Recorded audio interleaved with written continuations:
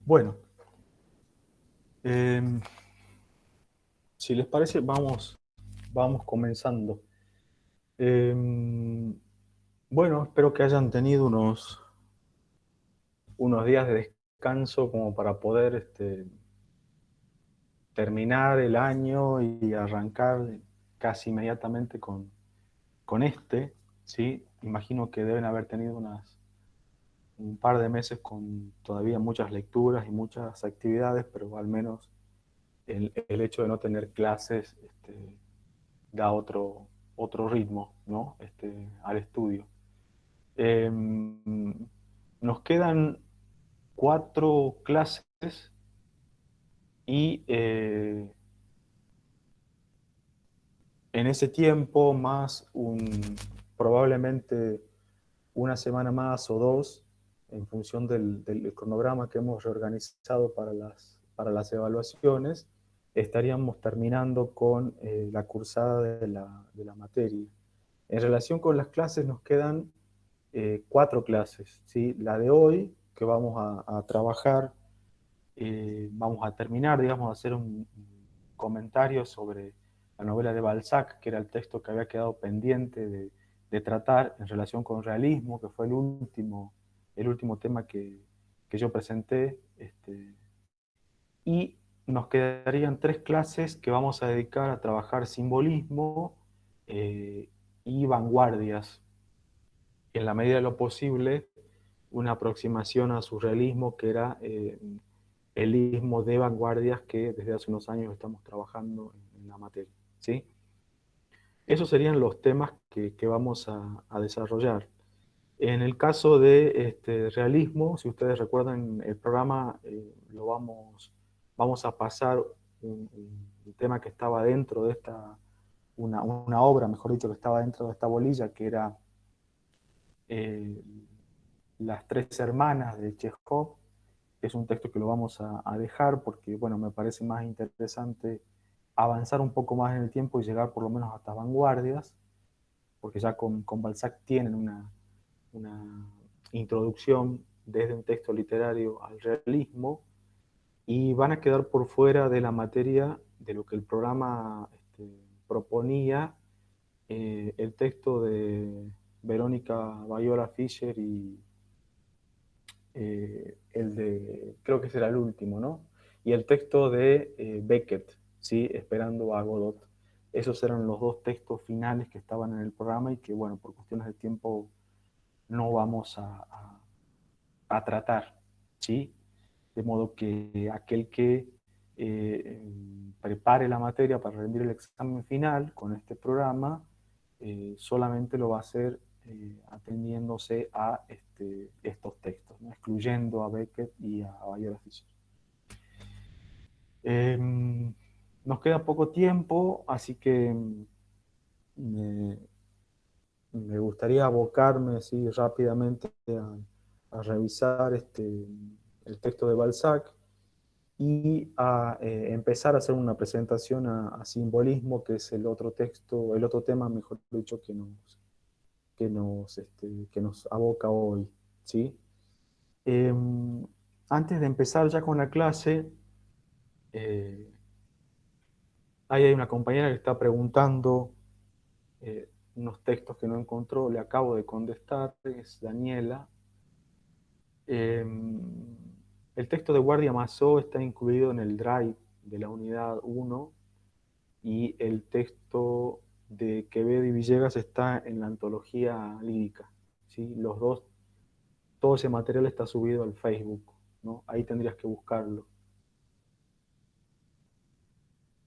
Bueno, quería hacer un comentario en relación con el parcial, ¿sí? Eh, Como suele ser frecuente en las primeras instancias así de evaluación orgánicas, como lo de los parciales del primer año, hay como dos baches importantes que no estuvieron lo suficientemente bien cubiertos como para aprobar los parciales, ¿sí? Eh, por un lado, la lectura, ¿sí?, del material crítico, la lectura y una incorporación medianamente tamizada de ese material, es decir, una organización de toda esa información, de modo que sea reutilizable, idónea para poder abordar las respuestas de las consignas, los desarrollos de las consignas, ¿sí?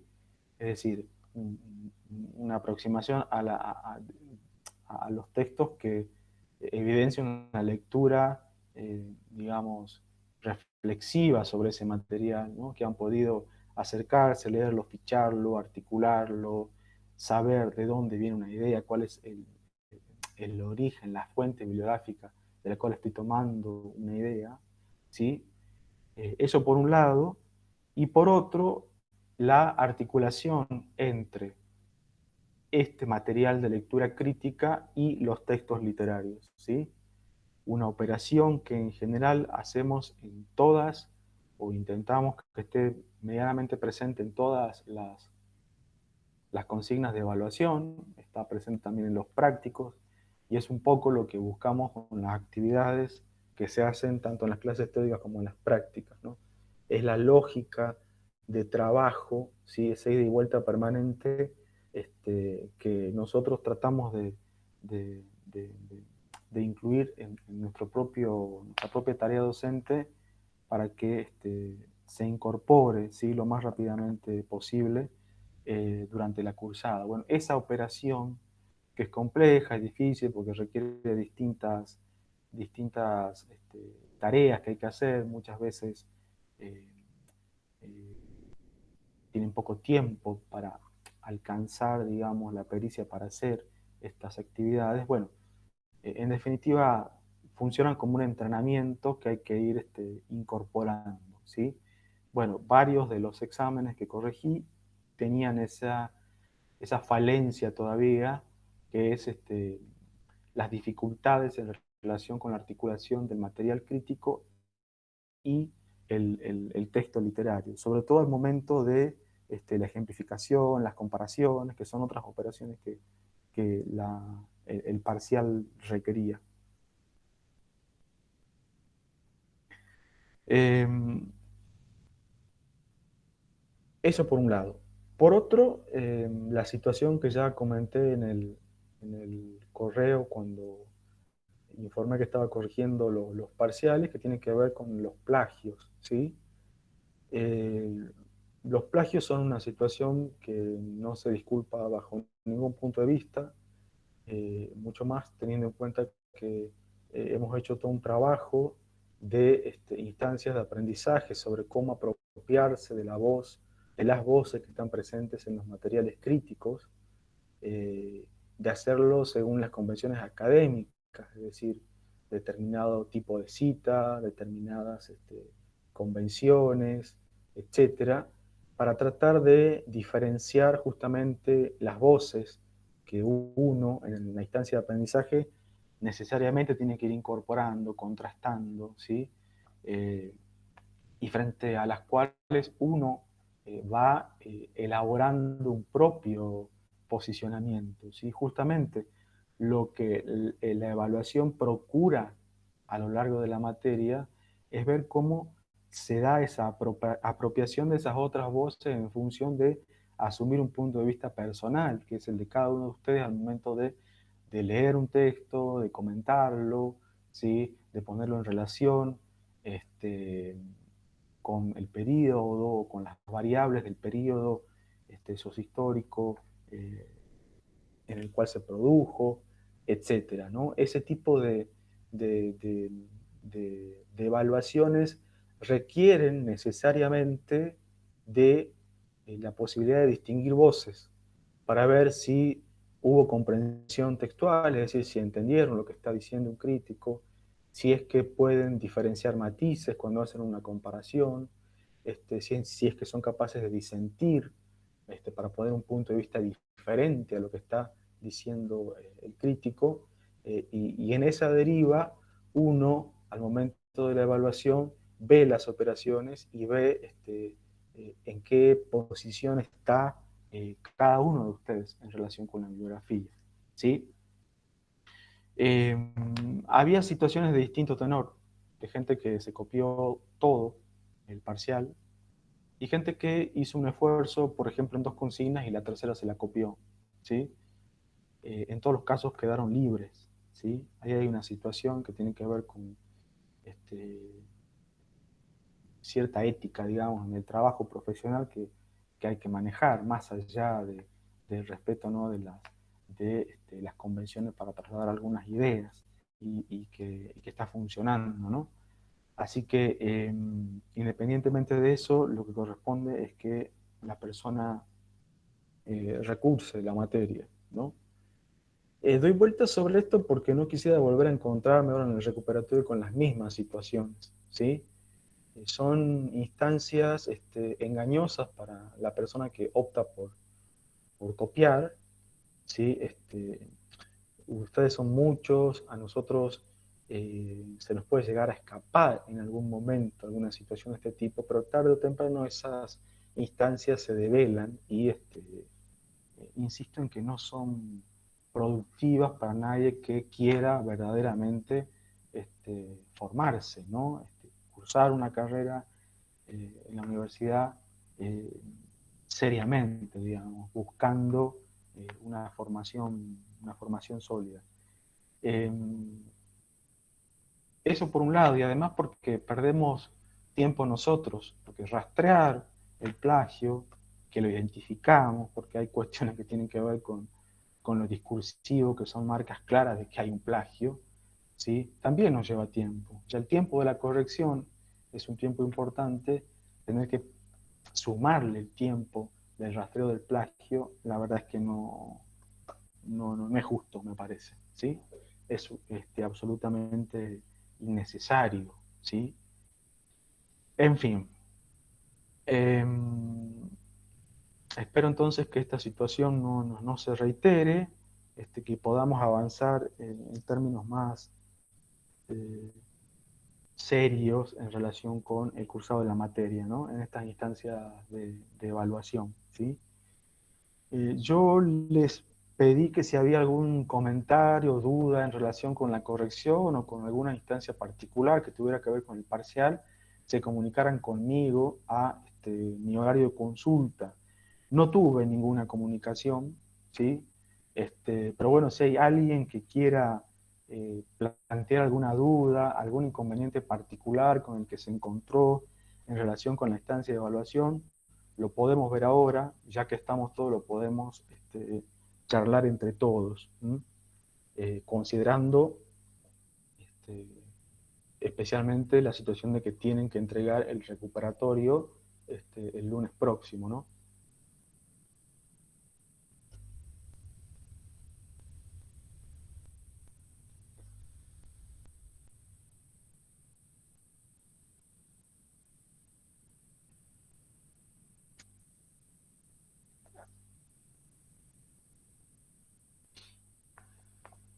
Bueno, ¿no hay entonces consultas en ese sentido?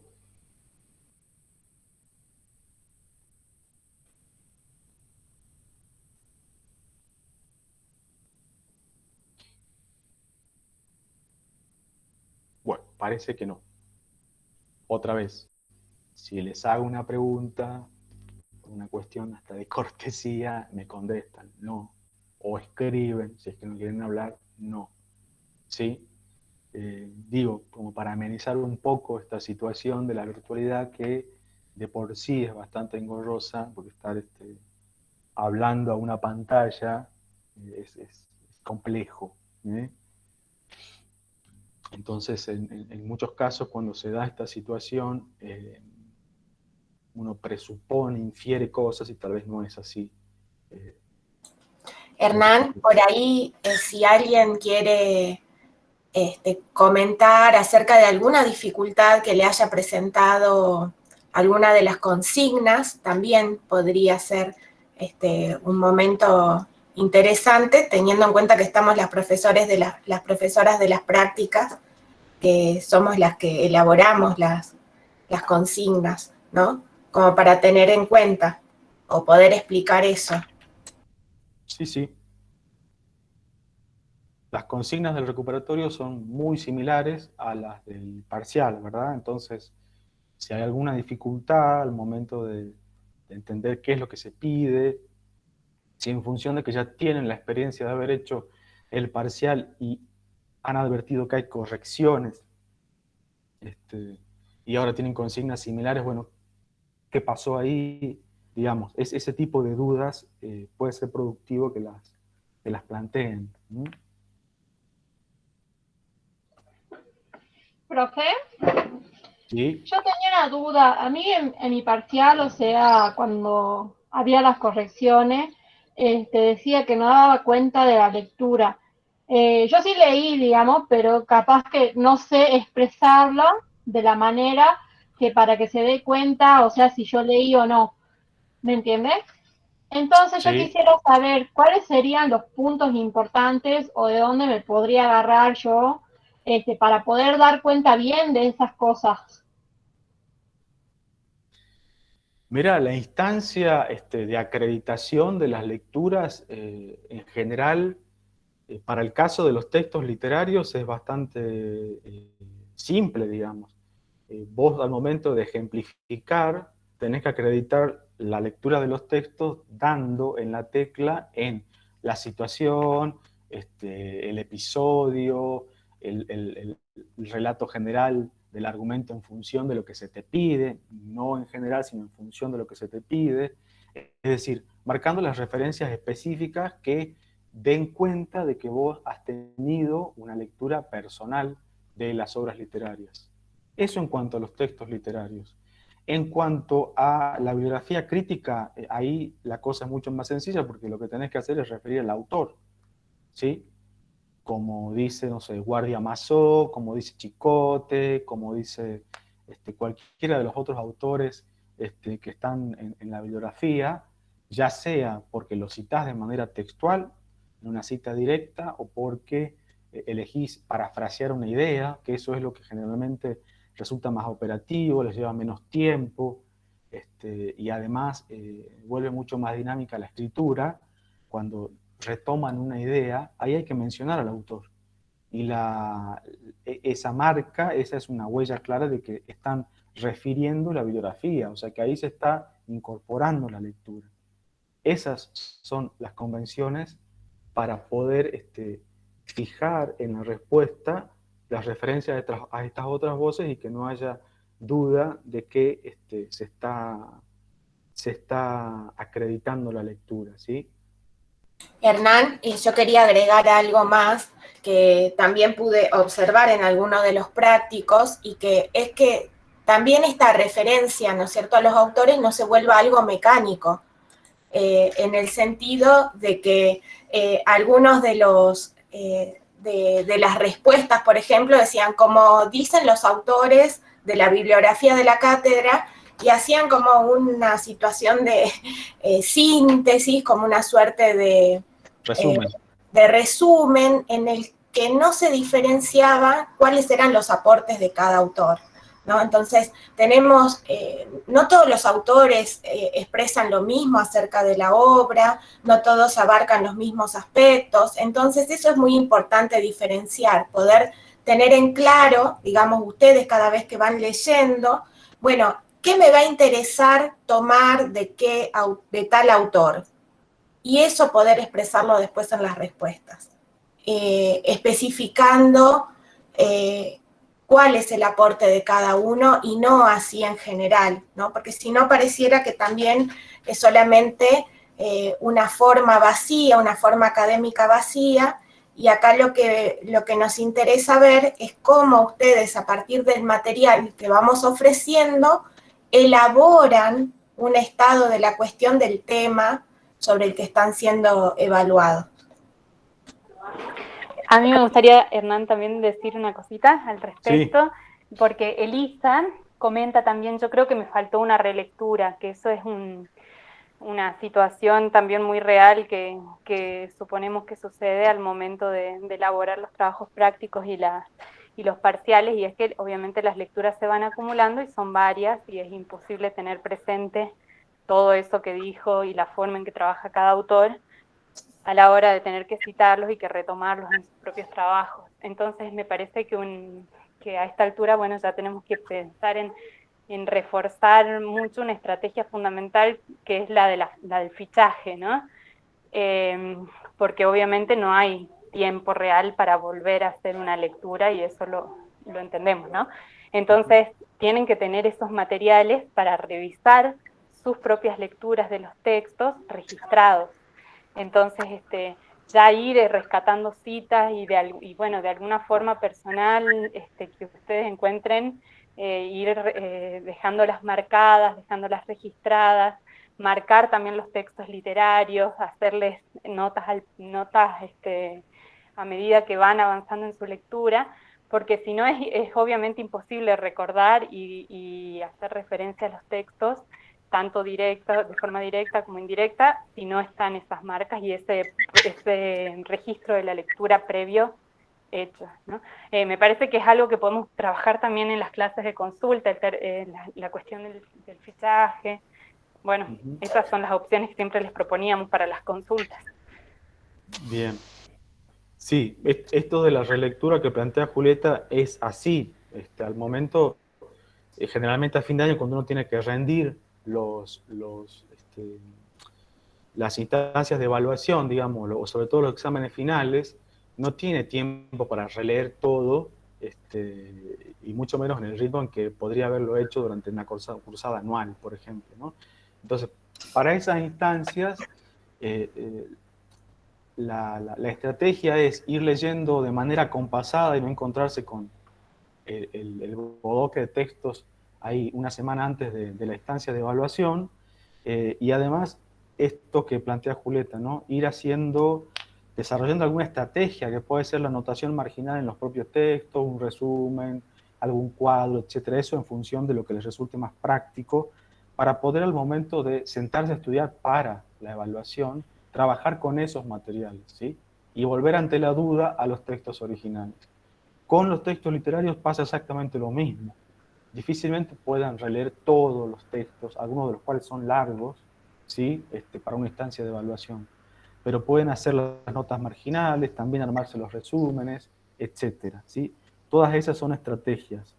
En relación con la relectura, hay otra acepción de una dificultad en la instancia de evaluación, que es que no releen lo que escriben. Entonces, muchas veces cuando uno relee lo que escribe, encuentra falencias, incoherencias, ve que algún aspecto está medio corto en cuanto a desarrollo, que falta algo. Entonces, es un buen recurso, una vez que terminan de elaborar la respuesta a una consigna, volver a releer la consigna y ver si efectivamente la respuesta contiene lo que se solicita. Y si eso está jerarquizado, está organizado, ¿sí? Están los ejemplos, está la bibliografía, etc., ¿no? Son 4 o 5 puntos que uno mismo en la relectura puede revisar y corregir, ¿sí? Me encontré con muchos exámenes en donde no había relectura, las respuestas quedaban truncas, sin un cierre, faltaba la mitad del desarrollo, etcétera, ¿no? Entonces, ese tipo de situaciones se pueden remontar con la propia relectura.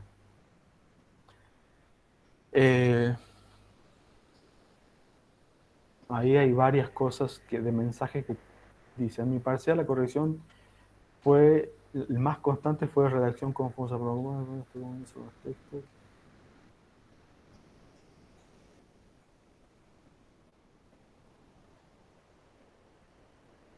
bueno, lo que está planteando un compañero ahí en el chat tiene que ver con una corrección que yo consigné, que es la de redacción confusa. Esa categoría de redacción confusa tiene que ver con que las ideas no están presentadas o de manera coherente, ¿sí? O tal vez están acompañadas de problemas de redacción, ¿sí? De puntuación, de sintaxis, etcétera, ¿sí? En el caso de tu parcial, porque me acuerdo de tu parcial, hay un problema que tiene que ver con la síntesis, ¿sí?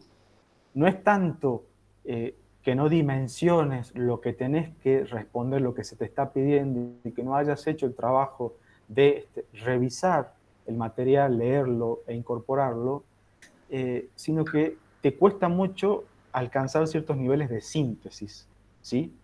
Y jerarquizar la información, es decir, apuntar hacia aquello que te está pidiendo puntualmente, ¿sí?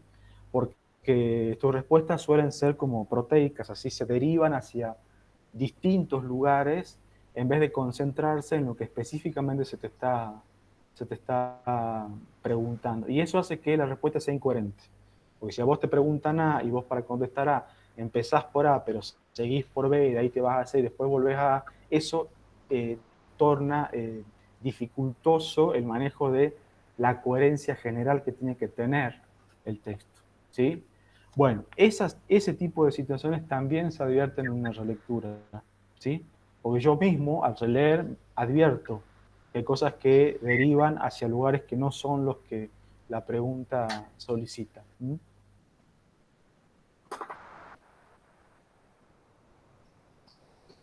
Profe, disculpe, tengo otra duda. En el caso Sí. de que Dios no quiera, pero que, o sea, desapruebe, digamos, el recuperatorio de este parcial, ¿cómo vendría a ser el tema? Yo tengo que dejar, o sea, obviamente el práctico que ustedes dejaron, que es contenedor de toda la materia, pero quisiera saber con qué programa rindo después. Bueno, yo eso lo aclaré en un mensaje en el Facebook, ¿sí? Está bien que me lo preguntes otra vez porque también me escribieron por el Messenger para hacerme esa consulta. Si ustedes ven el programa que yo subí, el que está aprobado, dice que es exclusivo para el ciclo 2020. O sea, es exclusivo para quien quiera cursar de manera regular el ciclo 2020, ¿sí? Si alguien en la instancia del cursado queda libre, ¿sí? El programa que tiene que preparar y con el cual tiene que rendir es el anterior, que es el programa del 2019, que es un programa que tiene bastante diferencia en cuanto a los textos que selecciona para su estudio, ¿sí? La verdad es que no sé por qué se tomó esa decisión, pero bueno, es una instancia que la facultad definió en su momento, de modo que el cursado de este programa es exclusivo para los que están este año como estudiantes en el ciclo 2020. ¿Sí?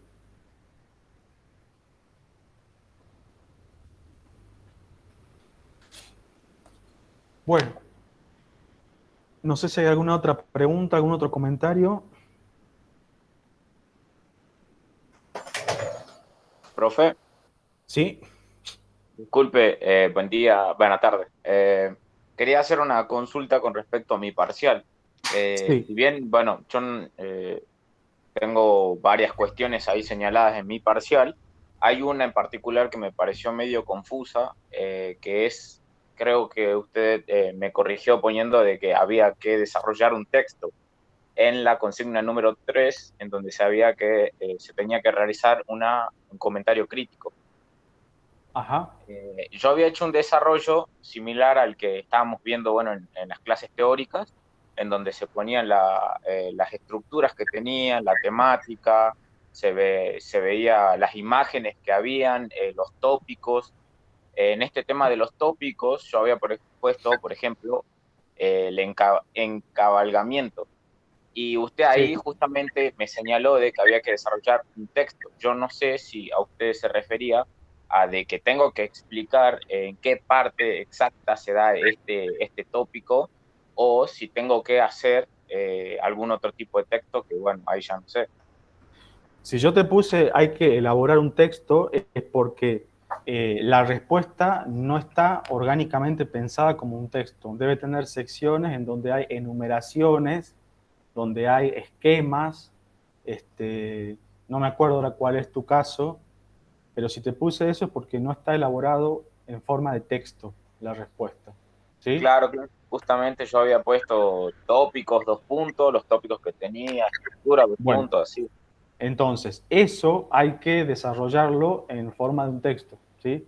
Entonces, si querés presentar los tópicos, lo tenés que redactar el poema presenta tales tópicos como pueden verse en tal verso, asimismo, y vas organizando a partir de la organización de los conectores, digamos, de un sentido global que vas buscando en la respuesta, toda la información que querés presentar, ¿sí? Ah, bueno, perfecto, profe, muchísimas ¿Sí? gracias. Esa es la duda que tenía. Bueno, eh, si no hay más preguntas, Profe, disculpe, sí. una consulta. ¿Esta última instancia se incluye lo que es el romanticismo y lo que habíamos visto un poco de Cumbres Borrascosas? No, finalmente dijimos que vamos a llegar, pero ya está a ver, me estás preguntando sobre las consignas del recuperatorio. Las consignas del No, recuperatorio. profe, no de lo que queda, digamos, el último, lo que queda ya el último parcial, lo que ya se incluiría para el resto Ah, del cursado, digamos. lo que entraría en el segundo parcial. Sí, sí, sí. Lo que en el segundo parcial probablemente tomemos hasta simbolismo. Tal vez no ingrese el último tema que es vanguardias, que serían las dos últimas clases. Bien, gracias. ¿Sí? Bueno, entonces, en la última clase yo hice una presentación general a realismo, ¿verdad? Eso fue lo último que trabajamos. Habíamos hecho un comentario así un poco en abstracto porque seguramente faltaba la lectura del texto de Balzac, que espero que hayan podido reponer ahora en las vacaciones. Es tal vez uno de los textos más largos que tiene el programa, aunque más corto que Cumbres Borrascosas. Y me gustaría hacer un comentario así general, tratando de recuperar algunos de los rasgos que habíamos señalado como más destacados dentro del el realismo decimonónico. Para eso voy a retomar el PowerPoint. Lo voy a volver a subir al PowerPoint porque al mismo que ya teníamos para realismo le agregué otra información. Así que lo voy a volver a subir.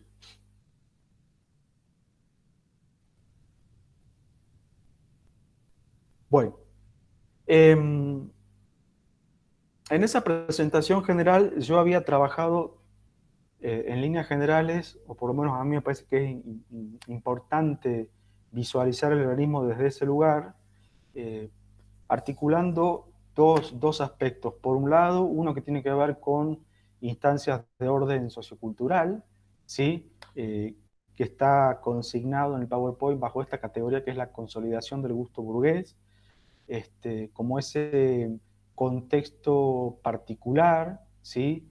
En el cual la burguesía como sector social está llegando a ciertas instancias de apogeo, sobre todo en lo que concierne a digitar cuáles son las convenciones en materia artística, ¿sí? No solo digitar qué se entiende, cómo hay que producir y hay que, en definitiva, hacer circular el arte en la segunda mitad del siglo XIX, que es el contexto en el que podemos pensar el apogeo del realismo, sino también definir formas de consumo artístico, ¿no? Es decir, un sector social particular termina arrogándose el lugar de definir aspectos centrales en la producción y recepción del arte.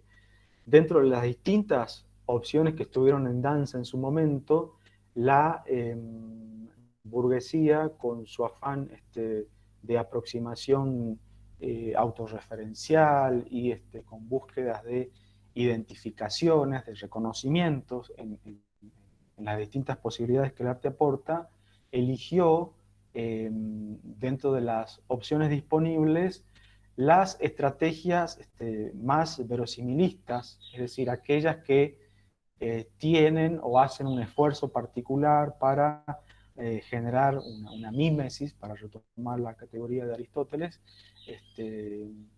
que me acerque también a partir de convenciones de época una verosimilitud. Es decir, que yo como lector, espectador, de una obra teatral, de un cuadro, etcétera, vea como posible eso que la recepción me devuelve, ¿no? Ese paisaje, esa historia que estoy viendo representada en el teatro, la caracterización de un personaje que estoy leyendo en una novela, etcétera, ¿no? Entonces, esa búsqueda en torno de la identificación catapultó, llevó a primer plano a una serie de estrategias y de recursos que se dieron de manera muy fuerte, sobre todo en la narrativa y especialmente en la novela, ¿sí? De hecho, nosotros elegimos como texto representativo del realismo decimonónico una novela que es la de Balzac. Los recursos compositivos abarcan cada una de las esferas de los elementos que componen una narración, es decir, el modo en que se construyen tiempo, espacio, presentación y construcción psicológica de los personajes, la construcción de la voz narradora, el manejo de lo cronológico, etcétera. Todo eso está de alguna manera coadyuvando a una interpretación que garantice la verosimilitud, ¿sí? Tal como la estaba exigiendo la burguesía a mediados del siglo XIX, ¿sí? Esas son cuestiones que ya desarrollé, no voy a volver a plantearlas, pero sí tengamos en claro eso, ¿sí?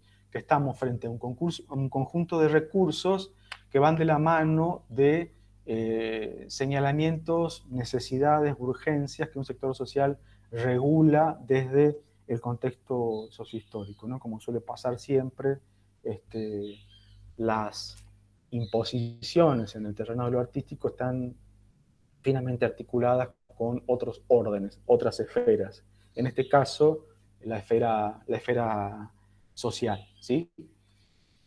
No sé si han podido finalmente avanzar con la lectura de la novela de Balzac.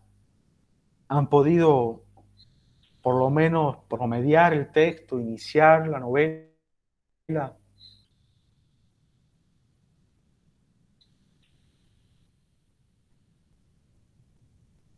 Profe, Sí. yo pude hacer un paneo de lo que es, porque estaba poniéndome al día también con la materia en sí, y lo que pude Ajá. hacer fue hacer una especie de contexto de lo que sería el autor, ¿no? Y de por qué, Bien. en qué situación escribe la obra. Bien. Y bueno, vi un par de cuestiones que establecen de que, bueno, Belzec también, tal vez estaba elaborando esta obra, esta novela en un sentido de a ver, como, o sea, lo que yo había visto es que estaba en una situación en la que necesitaba escribir por cuestiones económicas y que necesitaba hacerlo de la manera más apresurada, por lo cual se veía en constantes situaciones en las que tenía que estar tomando, bueno, ya fuese café o cuestiones así, para poder terminar bueno, esta novela en sí. Ajá. No sé si Bien. tendrá algo que influya sobre lo que está escrito. Bueno, este aspecto que está presentando el compañero es otro rasgo que está apuntando a una modificación que se da, sobre todo, bueno, en Francia hacia mediados del siglo XIX, que es el tema de la profesionalización de los escritores, ¿sí? Nosotros venimos de trabajar antes de Balzac a una escritora como es Emily Brontë, en donde la labor de escritura está todavía lejos de lo que es la concepción profesional, ¿no? De pensar la escritura de literatura como un oficio, ¿no? Como una profesión de la cual se puede vivir, es decir, de la cual eh, podemos tener garantizado un rédito económico que permita la subsistencia material del escritor, ¿no? Este rasgo, la profesionalización, es algo que comienza a darse en Europa a mediados del siglo XIX, comienzan a sentarse algunos elementos que son necesarios para que esto ocurra. En principio hay una ampliación del lectorado, hay instancias de alfabetización importantes, ¿sí?, que permiten que tengamos una masa de lectores ya no tan acotada a los sectores acomodados o aristocráticos, que eran los que venían hasta este momento pudiendo acercarse a la producción literaria, sino que además existen circuitos de circulación de la literatura más modernizados y más ampliados, ¿sí? Como pueden ser las editoriales y sobre todo los diarios. Los diarios son los lugares más económicos en los cuales se publica la literatura. Muchas de las novelas de Balzac, como decía el compañero, se publicaron de manera urgente. Digamos, la escritura estaba como un poco tiranizada por las necesidades de la publicación de manera seriada, es decir, por partes, como folletines en los diarios, ¿sí? Eso hacía que las historias se estuviesen escribiendo a medida que se iban publicando. Por eso muchas veces hay alguna errata o hay alguna situación de problema de cohesión interna, etcétera, que a veces en una edición posterior en formato de libro se subsanaban. Bueno, con esta novela pasó algo similar porque se inició aparentemente su edición como folletín, quedó de manera trunca y después se editó directamente como libro. El dato de la profesionalización de los escritores es importante porque le agrega un componente significativo, ¿sí?, que tiene que ver con lo que yo llamo la autosuficiencia del discurso literario, ¿no? En el contexto de las esferas que el proyecto de la modernidad comienza a ir aspectualizando, digamos, desde el siglo XVII, hacia el siglo XIX se da una situación particular en materia artística de cierto nivel de gran autonomía que tienen los discursos, ¿no? El arte comienza a sacarse de encima otras discursividades que hasta ese momento terminaban definiendo algunos aspectos, como pueden ser la política, como pueden ser la religión, que lo habíamos visto nosotros en la literatura de la Edad Media, etc. Después van a venir los postestructuralistas y van a decir que nunca se sacan de encima la instancia de la esfera del poder. Pero bueno, esa es otra situación. Lo cierto es que hacia fines del XIX estamos en este momento en que el pulido proyecto de la modernidad lleva a que el arte sea un discurso autosuficiente, ¿sí?, en términos de producción y circulación social. Y en esa faceta, que haya escritores profesionales, lectores formados, que haya otros agentes que están especialmente capacitados para producir y hacer circular la literatura, como son los editores, como son la existencia de lugares especializados para la venta, como las librerías, que haya publicaciones que estén ya direccionadas a distintos sectores sociales. No en vano en este momento surge la literatura de carácter más popular, que está pensada específicamente para los recientemente alfabetizados. Bueno, todos esos componentes nos están hablando de cierta autonomía en el terreno de lo discursivo, ¿sí? Algo que nosotros habíamos ya comenzado a rastrear en el siglo XVII con el barroco, ¿sí? Ese conjunto particular de recursos densamente poblados que aparecían en un poema barroco estaba dando cuenta del modo de entender particular, un modo particular de entender al lenguaje y a su forma de circulación social, ¿sí? Entonces ahí hay un antecedente significativo, ¿sí?, de este comienzo de autonomización del discurso sobre la literatura.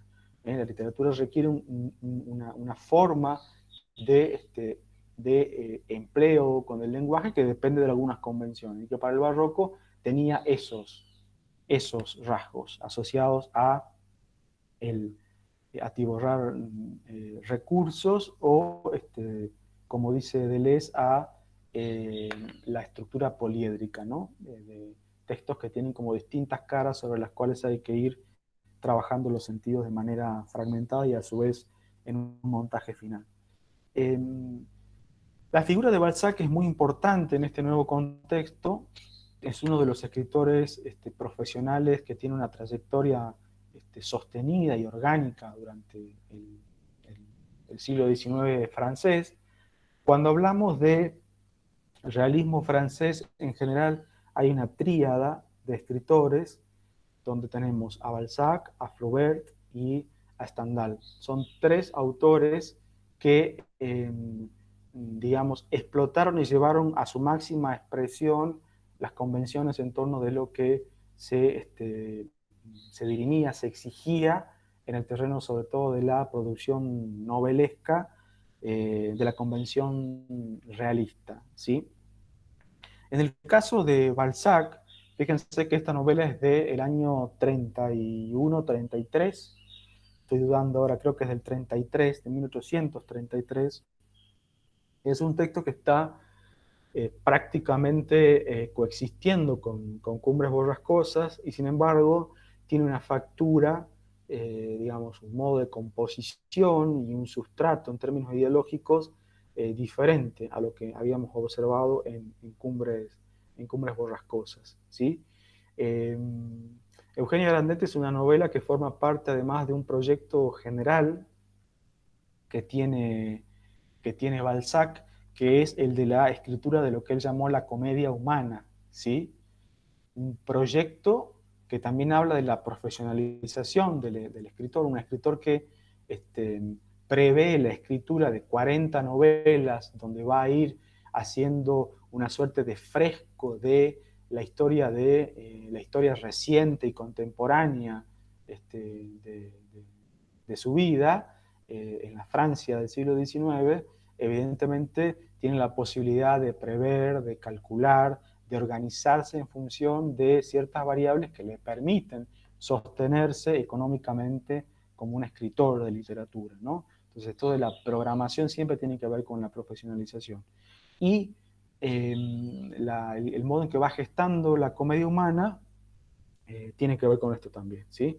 Eugenia Grandet es una de las primeras novelas que formarían parte de este fresco, esta suerte de empresa titánica en la cual se intenta representar la mayor cantidad de aspectos posibles que hacen a las posibilidades de existencia de un momento y en un lugar determinados, ¿sí? Dan cuenta también de una autoconsideración enorme, ¿no? en el escritor, de una suerte de agente todopoderoso capaz de alcanzar semejantes objetivos, ¿no? Bueno, hubo varios autores que en el 19 se arrogaron, ¿no?, esta capacidad de dedicarle una vida entera a un proyecto de escritura, ¿sí? Zola, que es otro escritor cercano en el tiempo, también francés, va a elaborar un proyecto similar, le va a rastrear la historia de una familia, de varias generaciones dentro de una misma familia, con la idea de presentar así muestrarios orgánicos, totalizadores de la sociedad que le tocó en suerte, ¿sí? En el caso de Eugenia Grandet, no sé si alguien más ha podido avanzar con la lectura de la novela. Bueno, voy a hacer un comentario así rapidísimo sobre el argumento para relacionarlo con esto que estoy comentando.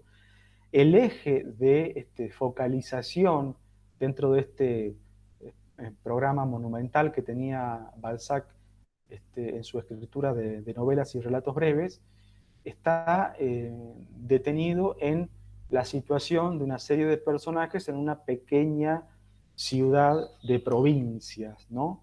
Y es la estrategia que, por ejemplo, también por la cual opta Flaubert en el caso de Madame Bovary, una novela que algunos de los que están recursando la materia tendrán presente porque hasta el año pasado la trabajábamos, ¿sí?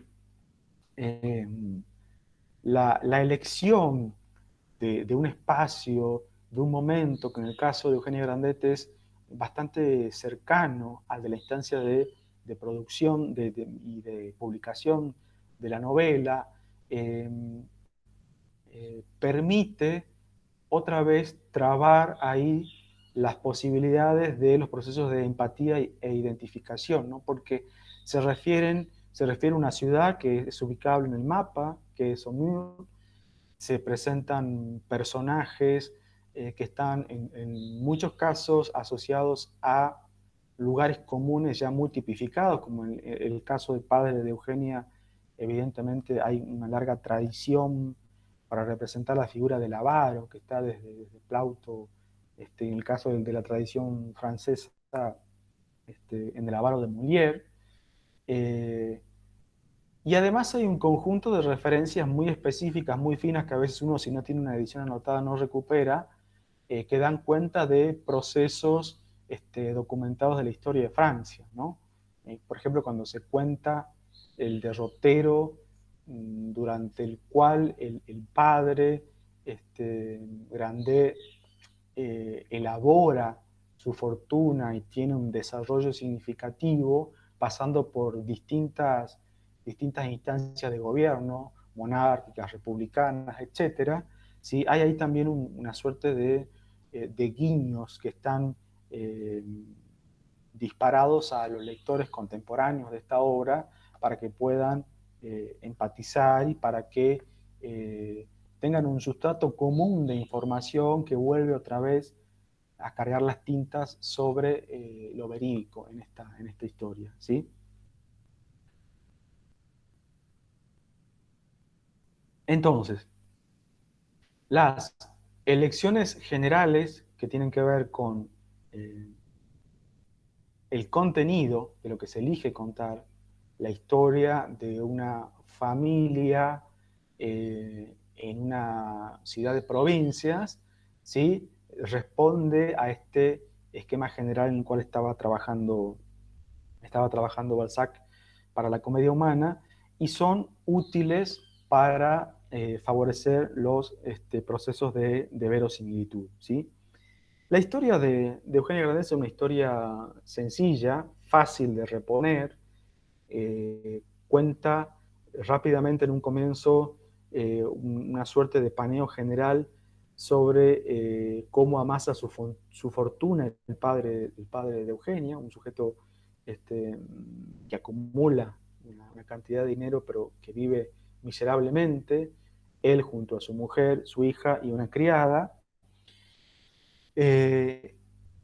Y va siguiendo las instancias vinculadas a las necesidades convencionalmente sancionadas de casar a la hija, ¿sí? Dos familias se disputan el lugar para, digamos, se disputan como oferentes del hijo que va a ocupar el lugar de esposo de Eugenia. Hay una situación particular en torno de una abrupta llegada de un primo de la protagonista, del cual finalmente se enamora. Hay una situación de idas y vueltas en ese nudo. Finalmente ella se casa con uno de estos candidatos, enviuda, y queda a cargo de la fortuna del padre, ¿sí? En un final en donde otra vez se patentiza uno de los ejes de discusión fuertes que tiene la novela, que es la tensión entre materialidad y afectividad, ¿sí? Cuando uno lee de manera consecutiva, como hemos hecho nosotros, Cumbres Borrascosas y esta novela de Balzac, rápidamente saltan a la vista las diferencias que el tratamiento de un mismo tema propone cuando abordamos dos periodos diferentes, ¿sí? En el caso de Cumbres Borrascosas dijimos que es un texto que está en todo momento con las afectividades desbordadas, ¿sí? Los modos de entender las relaciones humanas están extralimitados, hiperbolizados, en todos los sentidos. El odio que tienen los personajes entre sí, sobre todo el rechazo hacia Heathcliff, es descomunal. El amor que se tiene en Katy Heathcliff es descomunal. El desprecio que siente la hija de Katy por Heathcliff es descomunal. Bueno, ese tipo de situaciones que tienen que ver con la lógica maniquea del romanticismo, recuerden que eso lo subrayamos, el romanticismo tiene instancias de idealización tan grande, son generalmente preexistentes las ideas sobre lo que se quiere expresar, ¿sí? Que al momento de trasladarse a una historia, a un carácter, a un personaje, ¿sí? Prevalecen, de modo que siempre estamos en presencia de estas altas cumbres entre los muy buenos y los muy malos, las grandes injusticias y escasamente, pero a veces se dan las grandes felicidades, ¿no? Bueno, esta situación maniquea, sin términos medios, en el realismo comienza a ser muy, muy revisitado, ¿sí? Si tuviésemos que destacar algunos aspectos, ¿sí? Yo acá, para no perderme, he marcado algunos que me parece que hay que recuperar en dos sentidos. En principio, porque estamos trabajando una misma especie narrativa, que es la novela, ¿sí? Es la última que vamos a trabajar en el programa, es la que además, bueno, nos permite también cierta lectura diacrónica, en el sentido de que podemos ver, por ejemplo, en la Odisea, en la épica, un antecedente de estas formas de narración de largo aliento, ¿sí? Que después derivan en la novela, ¿no? Entonces podemos ir manejando una serie de elementos comunes que se tramitan, se desarrollan en términos procedimentales de forma diferente. Por ejemplo, cómo se maneja la acción en la épica es diferente del modo en que se trabaja en una novela, y a su vez tienen aspectos distintivos que dependen o están íntimamente vinculados, para no caer en la teoría del reflejo, de algunas variables socioculturales, sociohistóricas, ¿no? El modo en que se construye la imagen del héroe en la épica está íntimamente vinculado con el contexto de producción y difusión de estos cantares, ¿no? Que tenían como espacio la aristocracia de las poleis griegas. En el caso de la novela realista, el modo en que se está, y el caso del romanticismo también, los dos textos que trabajamos en nuestro programa, el modo en que se están caracterizando los personajes tienen relaciones también con cuáles son las temáticas con las que se debate en el contexto particular en el que se producen estas obras, ¿sí? Cuáles son las convenciones artísticas que están también dando vueltas.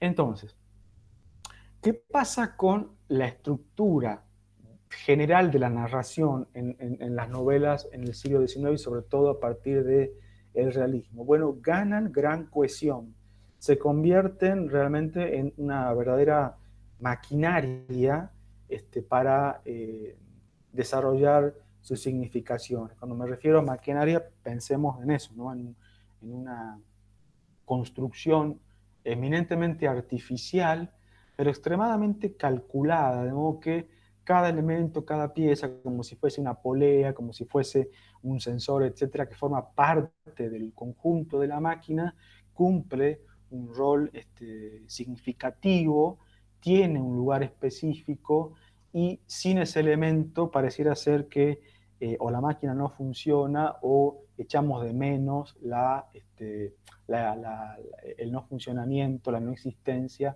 de ese componente, ¿sí?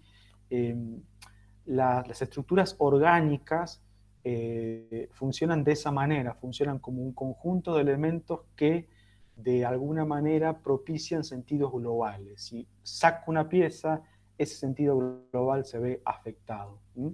¿Por qué subrayo esto? Porque este es uno de los componentes frente a los cuales van a reaccionar en términos de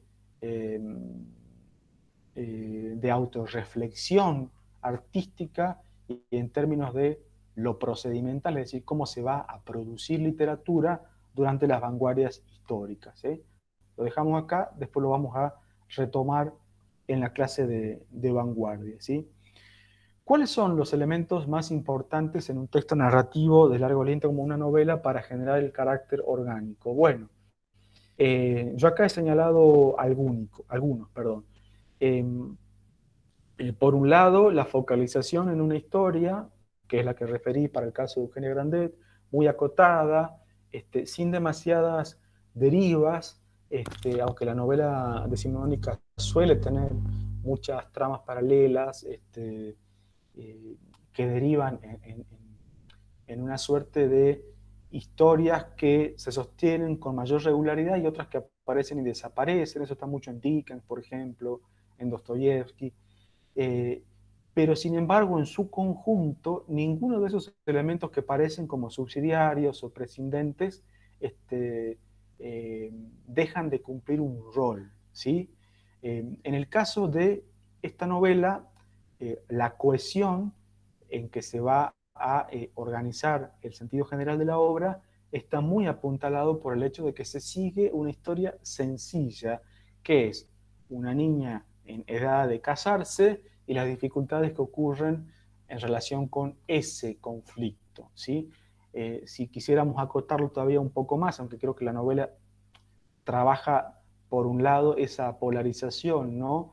Los deseos frustrados del padre, los deseos frustrados, siempre frustrados del padre porque no hay cantidad de oro, de dinero que lo satisfaga, y los deseos frustrados de la hija, que como contraparte busca la afectividad, busca una relación amorosa, ¿sí?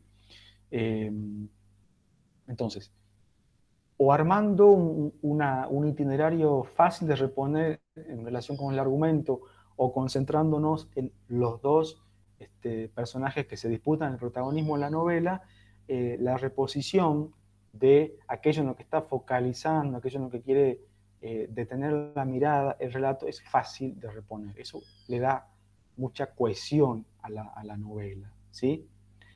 Por otro lado, tenemos un narrador omnisciente, ¿sí? Dijimos que el narrador en tercera persona es un narrador que tiene muchas estrategias para poder no dejar lagunas, espacios en blanco respecto de algún componente de aquello que está contando, ¿sí? Sabe lo que pasó, lo que está pasando, lo que va a ocurrir, sabe incluso más que los personajes, etcétera. Está en una posición privilegiada para poder aportar suficiente información, ¿sí? Por otro lado, hay una organización temporal que es clara, aunque tiene sus idas y vueltas, algunos vaivenes, no cuesta reponerla, ¿sí? Esto hace que no perdamos nunca el hilo, ¿sí? Que las relaciones de tipo causa-efecto sean siempre claras, lo cual va trabando esta lectura en términos realistas. Y por otro lado, en relación con la novela como género, como especie dentro del género narrativo, Eugenia Grandet incorpora distintos géneros discursivos y registros sociales, ¿sí? Los géneros discursivos son fáciles de recomponer porque, bueno, hay, por ejemplo, pasa en varios textos del autor, hay la incorporación de cartas o algunos documentos, ¿sí? Que son claramente géneros discursivos primarios que están retomados dentro de este género secundario que es la novela. Recordarán ese modo de articulación en que pensábamos las discursividades sociales en la literatura desde Bakhtin. Y a su vez, también se incorporan registros sociales, ¿sí? En el sentido de que nosotros por ahí por la traducción no lo advertimos tanto, pero es algo que señalan los que han estudiado la novela, que se utilizan distintos modismos que tienen que ver con regionalismo, es decir, con usos particulares de giros o palabras que se emplean en la región en la cual está ambientada la novela, a diferencia de los modos en que, por ejemplo, se utilizan al representar las expresiones de los personajes que viven en la capital, en París. Bueno, entonces hay como distintas incorporaciones de modos de usar la lengua, ¿sí? En el que hay información sobre pertenencias sociales, sobre lugares diferentes, en el mapa de Francia, y que en definitiva, tanto la incorporación de los géneros discursivos como estas cartas, la que le escribe, por ejemplo, Charles a la propia Eugenia o a una de sus amantes, la que le manda al hermano del padre de Eugenia, al padre de Eugenia, son vehículos de inserción de lo ideológico, ¿sí? Porque en esos géneros discursivos aparecen otras voces que me dan una representación del mundo que es distinta. En el caso de la carta del tío de Eugenia, cuando cuenta que está en la miseria, que se va a suicidar, y que le encomienda el hijo a su hermano, lo que queda muy en claro es que hay un modo de entender lo que es la ética, el honor, la relevancia de la materialidad en la vida, lo que significa dejar un hijo huérfano, es decir, el conjunto de escalas axiológicas de valores que están depositadas en un sujeto, pero que evidentemente responde a ciertas convenciones de un sector social particular diferente, por ejemplo, a las intervenciones que tiene Nanon, que es la criada, o el modo en que se repone a través del narrador lo que piensa o la vida que gestiona, el proyecto de vida que gestiona para sí la criada, ¿no?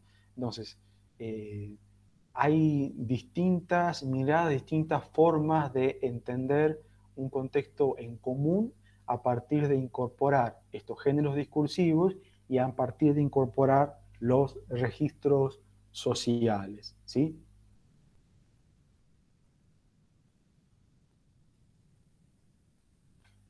Bueno, un elemento importante, sumamente importante, que después con el tiempo, después de las vanguardias va a perder mucha, ya con Virginia Woolf, ¿no? Que la teníamos en el programa originalmente, los personajes se recuperan por lo que dicen, por lo que piensan, por lo que expresan en términos de autorrepresentaciones o representaciones que hace el narrador, en términos psicológicos, y no tanto en términos que tienen que ver con lo físico, ¿sí? Para el realismo, la presencia de una caracterización de los personajes es muy significativa. En principio porque estamos en un momento en donde la circulación de las imágenes es bastante acotado y entonces para pensar un personaje hay que reponerlo, hay que, valga la vulgar metáfora, hay que pintarlos, que hay que darles una cara. El lector tiene que acercarse de alguna manera a esa fisonomía, a qué ropa usa, porque las instancias de empatía justamente se dan siempre se dan en función de la mayor cercanía o diferencias que yo tengo con ese sujeto y la que tiene que ver, el componente que tiene que ver eh, con la descripción del rostro de un personaje es muy importante, porque si es un personaje que, que tiene determinadas falencias, que tiene alguna deformación, etc., el texto en general no construye las simpatías, a no ser que esté muy cargado de idealización, como es el caso de Notre Dame de París con el jorobado, no construye las significaciones de la empatía hacia ese lugar muchas veces, ¿no? Sí lo puede presentar como una víctima, pero en general elige otras estrategias, ¿sí? Los personajes suelen ser, sobre todo en un romanticismo bastante estereotipado, sujetos límpidos de rostro, claros, esbeltos, etcétera, etcétera, ¿sí? Entonces, también para lograr las identificaciones, es decir, el acompañamiento afectivo que el lector hace con los personajes, la caracterización física es relevante, ¿sí?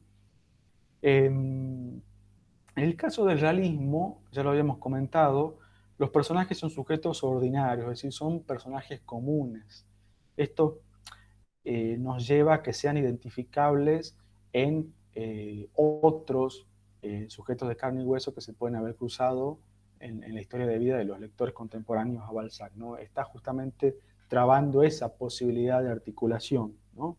Que el sujeto tacaño, avaro, miserable, que es Grandet, sea fácilmente reconocible en otros miserables burgueses que están de manera contemporánea habitando la Francia de su época, ¿sí?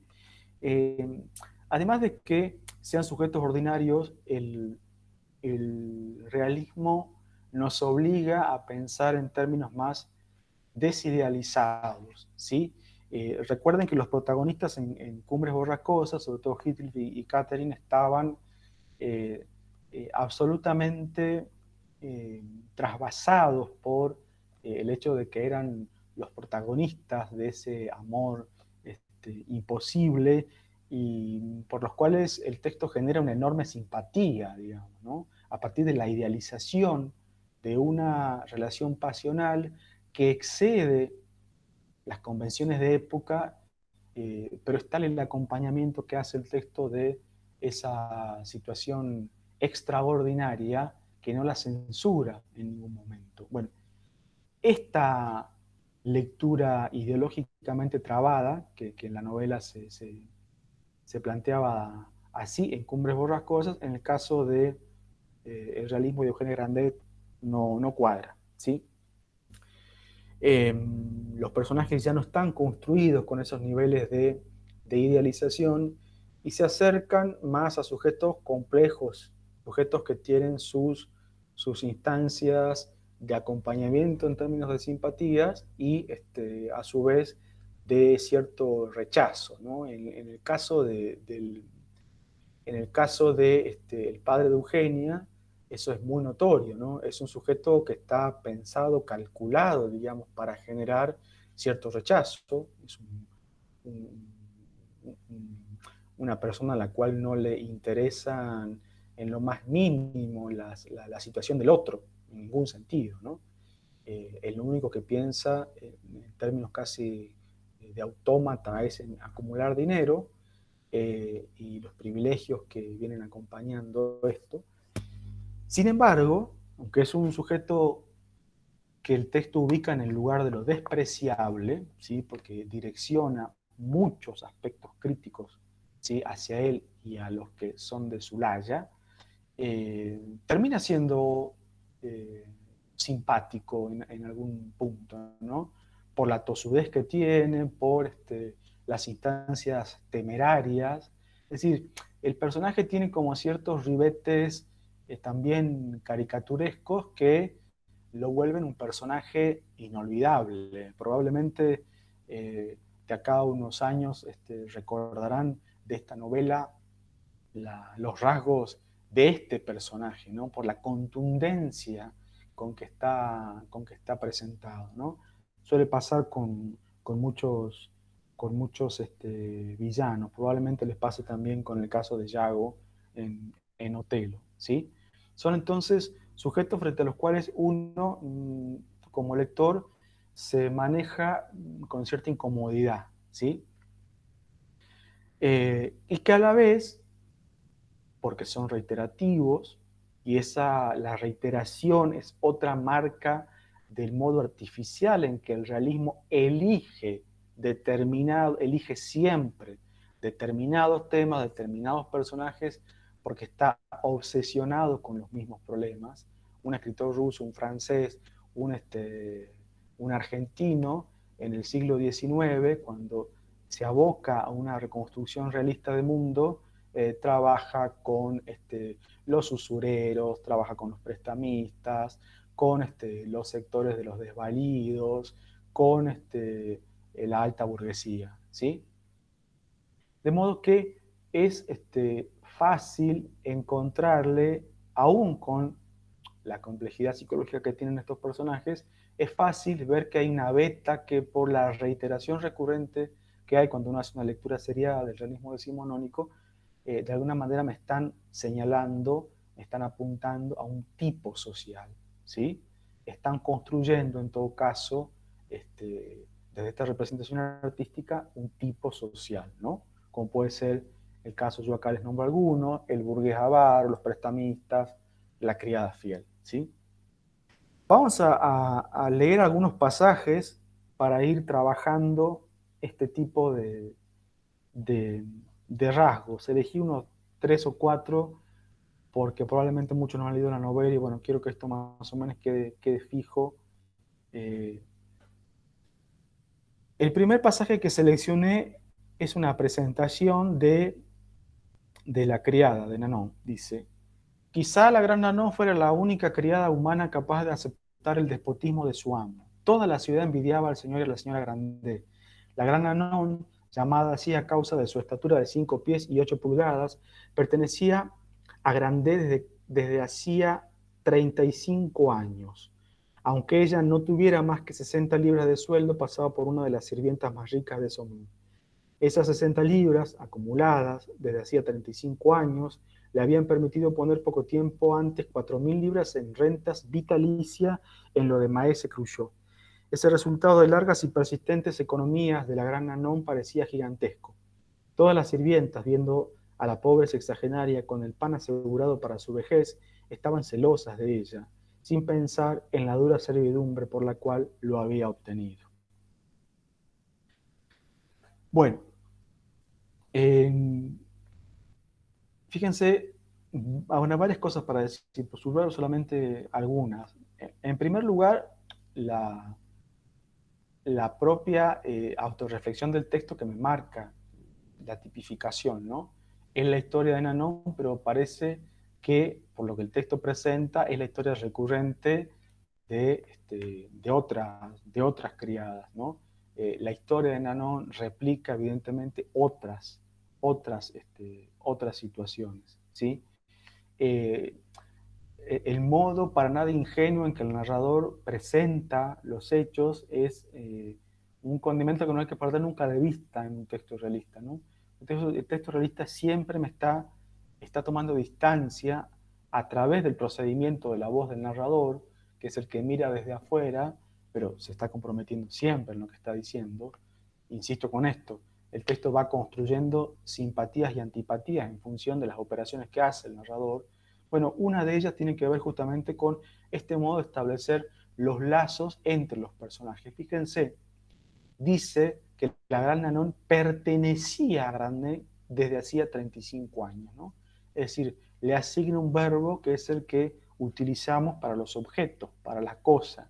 Entonces, sin la necesidad de largar un parlamento sobre esta suerte de cautividad, de uso y abuso de la humanidad de Nanon que hace Grandet, el texto lo está señalando.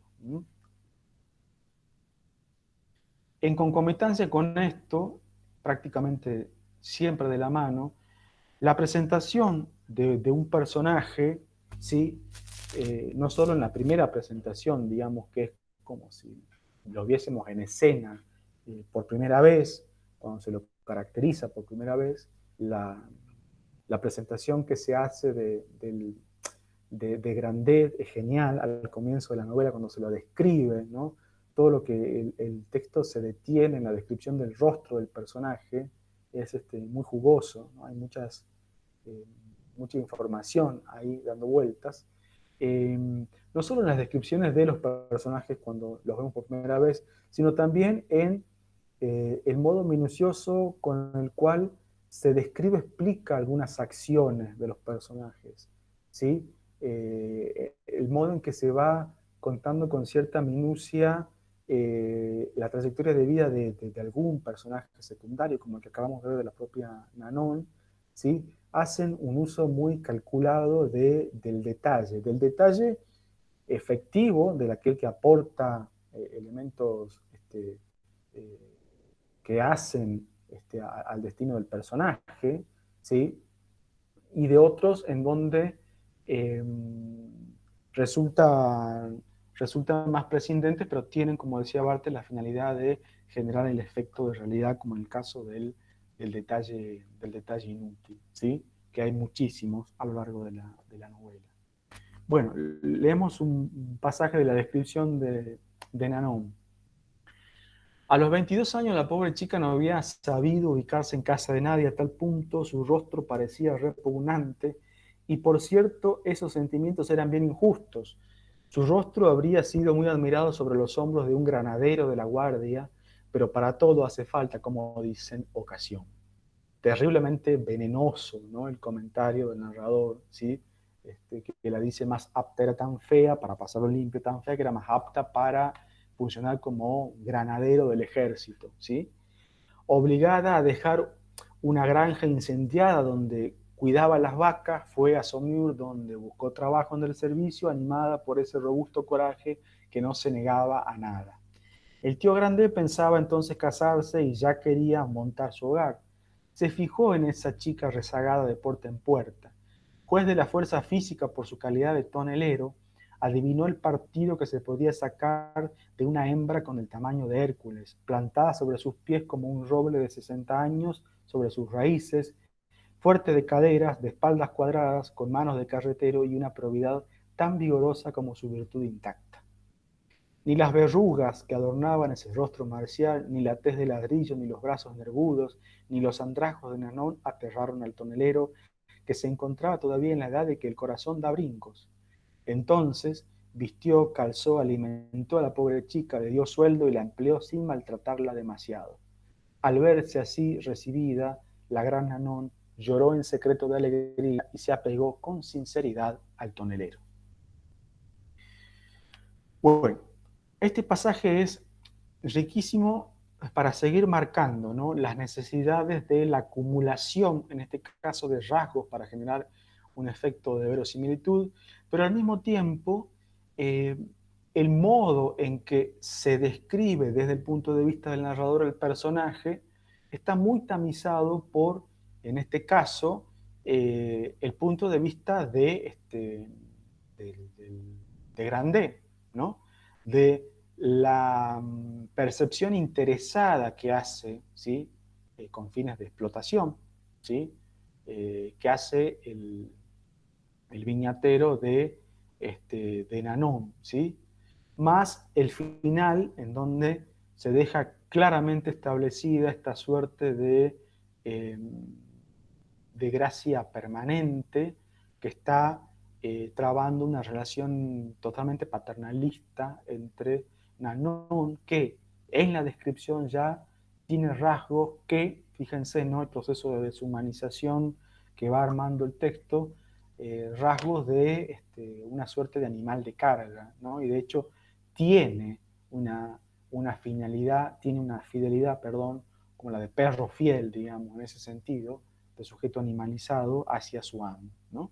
Entonces, nunca la incorporación del proceso de la descripción se circunscribe a una mera acumulación de datos, ¿sí?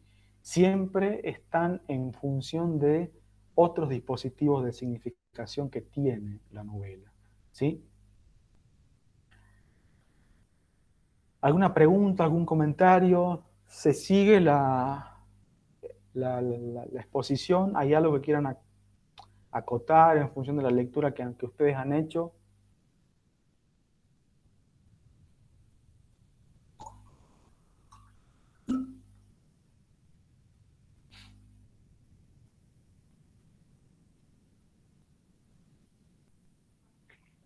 Hernán, Sí.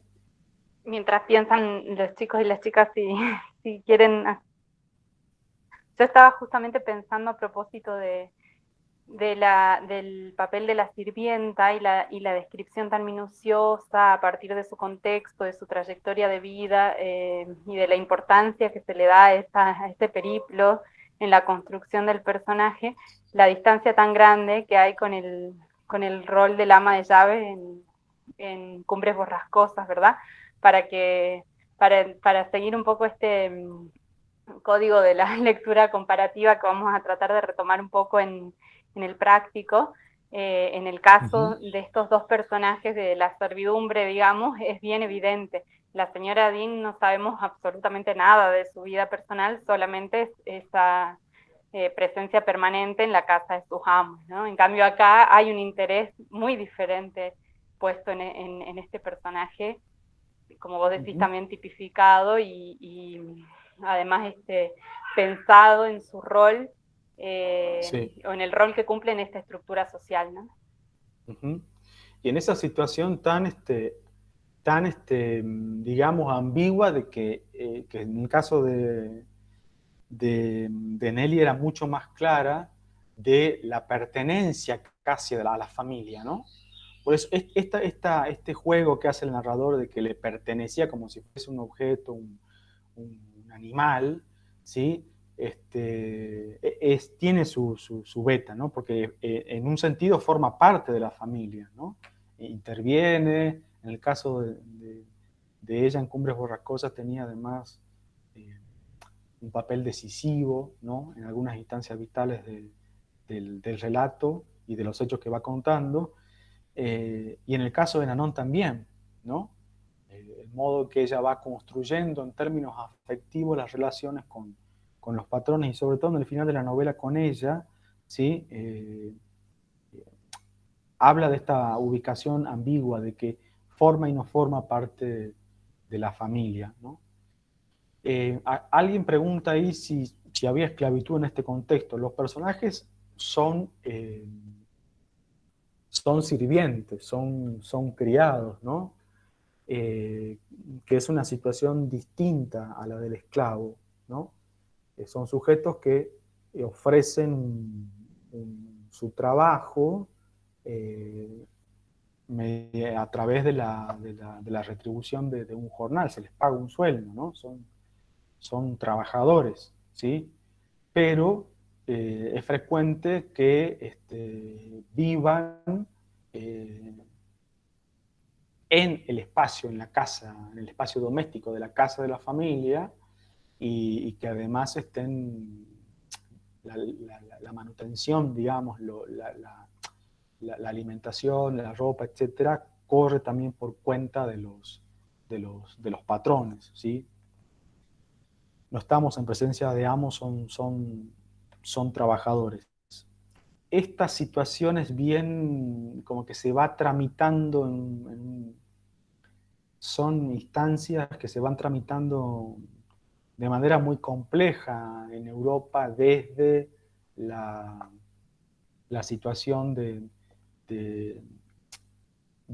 dependencia absoluta que había en la Edad Media en el tercer estado, digamos, en esa acepción de servidumbre que es distinta, ¿sí? Que tiene que ver con la relación entre siervos y los modos de producción que están determinados por la lógica feudal, son diferentes a esta acepción de servidumbre que estamos planteando, ¿no? Bueno, si no hay más preguntas, más comentarios, bueno, avanzamos entonces.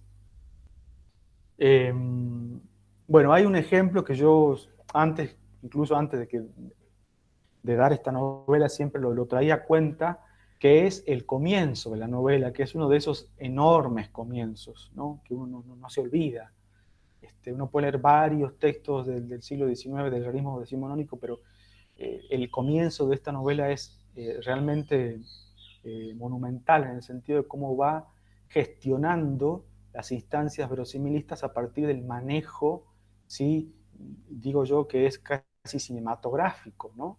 Cómo el narrador comienza a hablar de la vida en las provincias, es como si como si fuese ajustando la cámara cada vez con más detalle en la focalización, va hablando de la vida en provincia, de una ciudad en provincias, se mete en una ciudad en particular y comienza a avanzar por la narración de las calles de la ciudad, de las zonas más periféricas a la zona más acomodada, ¿sí? Donde está la casa en ruinas, donde viven los Grandet, llega, se detiene en la puerta de casa de los Grandet e ingresa, ¿sí? Ingresa a describir los espacios, ¿no? Todo ese dispositivo de presentación anterior a los personajes es un dispositivo verosimilista, ¿sí? ¿Por qué? Porque cuando yo llego a conocer a los personajes, está tan transido, tan cargado, hay tanta acumulación de elementos reconocibles, de objetos, de situaciones identificables en cualquier otra ciudad de provincia que la experiencia del lector trae a cuenta, que me tomo como verosímiles a los personajes al momento en que el narrador los presenta, ¿no? Entonces, ese recorrido inicial es otro uso de la descripción, otro de los grandes usos de la descripción que tiene la novela con la finalidad de generar verosimilitud, ¿no?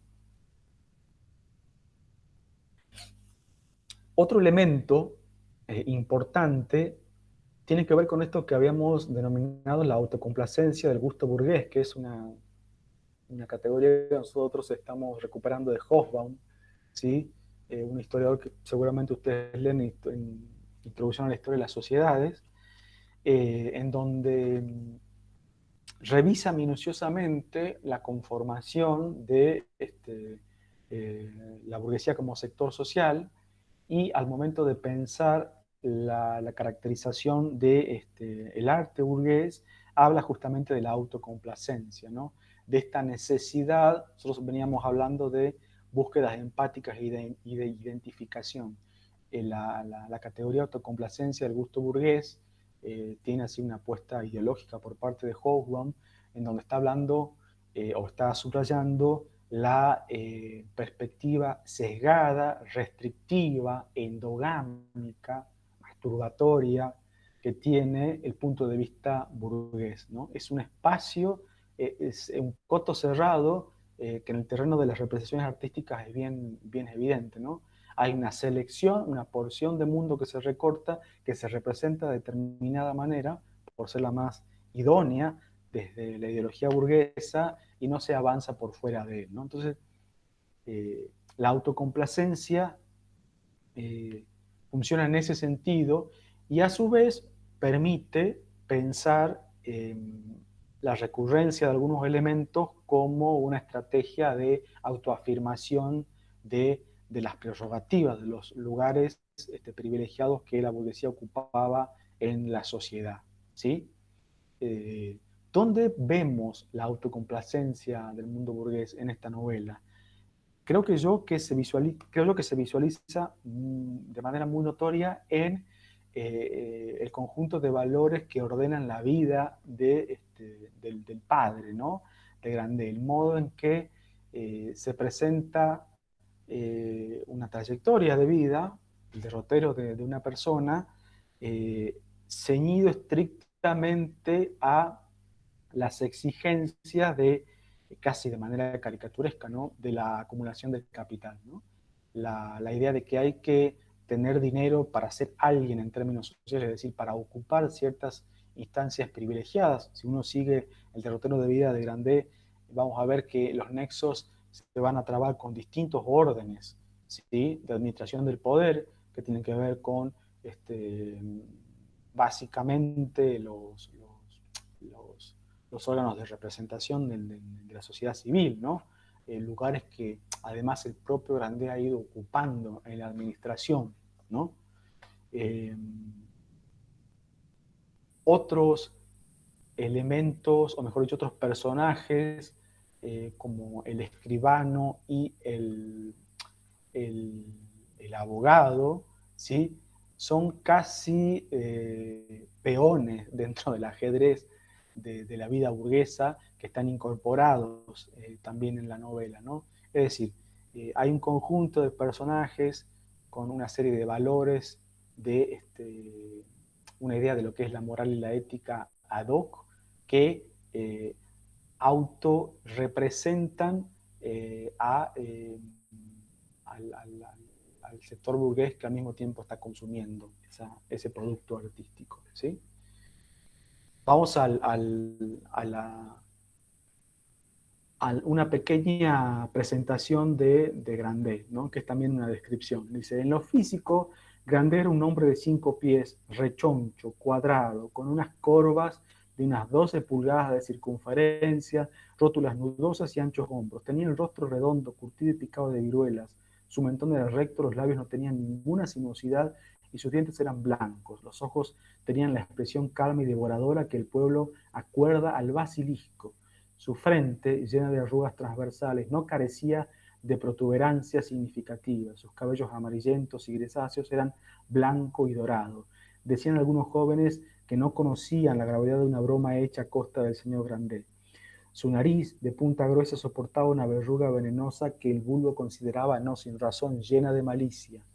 Esta cara anunciaba una astucia peligrosa, una probidad sin calor, el egoísmo de un hombre habituado a concentrar sus sentimientos en el goce de la avaricia y en el único ser que significó para él realmente algo, su hija Eugenia, su única heredera. Actitud, modales, andar, todo en él, por otra parte, testimoniaba esa creencia en sí que da la costumbre de haber tenido siempre éxito en sus empresas. Bueno, otra vez, es jugosísimo este pasaje, otra vez para desmontar la ingenuidad en la presentación de las descripciones, ¿sí? Es un buen ejemplo de cómo el narrador toma distancia, el narrador está caracterizando, está diciendo cómo es algo, se supone que no habría demasiadas posibilidades de implicatura en eso porque se está diciendo que tiene una verruga, que tiene el pelo de determinado color, etc. Sin embargo, a medida que se hace presentación de esos elementos, se va trabando el punto de vista del narrador, ¿no? En donde el personaje ocupa un lugar más cercano a la caricatura, al ridículo, hay componentes que lo asocian a este animal fabuloso que es el basilisco, y algunas instancias que son índices de un claro cuestionamiento a las convenciones sociales, ¿no? Al comienzo en que se lo presenta como un sujeto gordo y rechoncho, cuando uno revisa, por ejemplo, las representaciones, las ilustraciones, ¿sí? De la prensa del siglo XIX, el lugar común para representar al burgués es un sujeto obeso, ¿no? Aquel que está comiendo lo más significativo de la sociedad, ¿sí? La postura, ¿no? También con la cual se caracteriza el personaje, también da cuenta de distintos aspectos que están siendo censurados por el narrador, ¿sí? Esto de la malicia, el egoísmo, la avaricia otra vez, y la actitud, ¿no? Como dicen los españoles en ese giro, un sujeto muy prendado de sí, ¿no? Un sujeto muy consciente del lugar social que ocupa, ¿sí? Haciendo valer esa situación, muy consciente de los privilegios que puede sacar de esa ubicación, ¿no? Bueno, tanto la postura que tiene el personaje como el distanciamiento desde el cual se lo retrata, en el caso de la voz del narrador, nos presentan esto, ¿no? La autocomplacencia del gusto burgués. Un orden atravesado por ciertos valores que a lo largo de la novela se comparten o se cuestionan.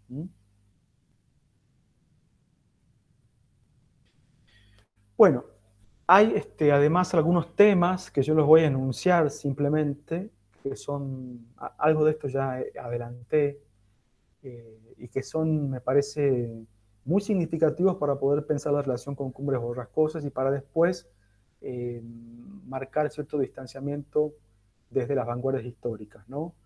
En principio, la desidealización del mundo y las relaciones humanas, tanto sociales como interpersonales o intrapersonales. Las relaciones están movilizadas por valores en donde lo ha llegado a un adelgazamiento significativo, ¿no?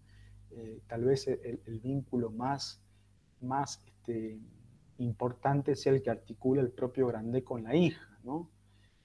Grandet, quien evidentemente quiere a su hija, ¿sí? Esa es una de las cosas, tal vez, cierta ironía trágica que tiene la novela.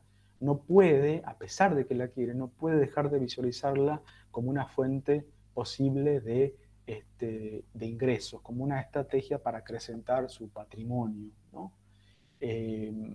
Esta situación muy particular, ¿sí? Pone en primer plano la necesidad de subrayar las miserias humanas en el mundo burgués antes que priorizar las afectividades, que es algo que sí estaba, por ejemplo, en primer plano en Cumbres Borrascosas, ¿no? En Cumbres Borrascosas lo que importa es si hay o no afecto y cómo se materializa el vínculo, el nexo a partir de la afectividad, que puede ser amorosa, puede ser estar en la vereda enfrente y estar motivada por el recelo, el desprecio, etc. Pero siempre tienen un valor de orden afectivo-sentimental, ¿no? Hernán, Sí. perdón, pero se me ocurre acá, por ejemplo, pensar en que en Cumbres Borrascosas la ambición de Hitler por apropiarse de la herencia de esa casa, de ese lugar, no tiene que ver con un deseo, por lo menos expresamente material, sino más bien con una venganza emocional, afectiva. Ahí es bien clara, ¿no?, esa diferencia. Exacto. Si uno lo compara, claro, si uno lo compara justo con esto de la relación del padre con la hija, está en las antípodas, ¿no? Es un claro contraste, ¿no? Ahí la materialidad sirve para resarcir una deuda profundamente afectiva que tiene Hitler, ¿no? No le interesa, como dice Vinculin, no le interesa la materialidad del personaje. Sí. Perdón, profe, veo que en algunos temas relevantes dice las relaciones entre grupos humanos, qué sé yo, pero dice entre padres e hijos, entre esposos, bueno, no sé, entre amos y criados, entre prestamistas y deudores. Yo creo que lo que más prevalece es, digamos, o sea, el machismo, no sé, ahí quizá es desubicado de mi parte decirlo, no es acertado, pero quería recalcar eso de que todavía prevalece el machismo aún en épocas de realismo, digamos. No sé si estoy equivocada.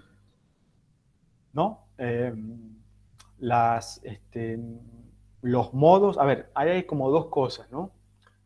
Por un lado, tal vez vos estás planteando esto, no sé si lo pensás en relación con este ejemplo que yo acabo de dar de la relación de un padre y una hija, de lo que se está representando, digamos, en esa historia. Que hay una relación, digamos, que hay un corte ideológico fuertemente machista, sí, eso es indiscutible, ¿sí? En el sentido en que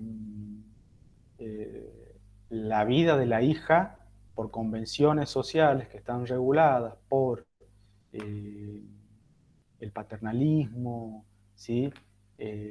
Obviamente subrayan los privilegios del varón frente a las mujeres, ¿sí? O sea, es una estructura totalmente patriarcal, ¿sí? Eso por un lado. Lo que pasa es que en un texto decimonónico es lo esperable. Esto no quiere decir que uno lo acuerde con eso, pero digamos, el texto realista lo que está haciendo sobre todo es destacar con la mayor fidelidad posible las convenciones de una época. Las convenciones de esta época son de este cariz, son patriarcales, eminentemente machistas, y naturalmente eso se trasvasa en la representación, en la copia que me presenta la novela de las relaciones humanas, ¿sí? Eso por un lado. Eso por un lado, no sé si te queda claro eso. Sí, profe, sí. Bueno. Nada, porque veo, no sé, de los representantes, de la burguesía y todo eso, pero como que el único ejemplo que veo donde hay una mujer entre esposos, digamos, y me llamaba mucho la atención eso de que todavía, o sea, no se haya cortado, no haya salido una obra, por ejemplo, no sé, o no sea canon el hecho de que la mujer tenga un rol importante todavía. Ajá. Bueno, nosotros en Cumbres Borrascosas teníamos posiciones más de vanguardia que en esta novela, ¿sí?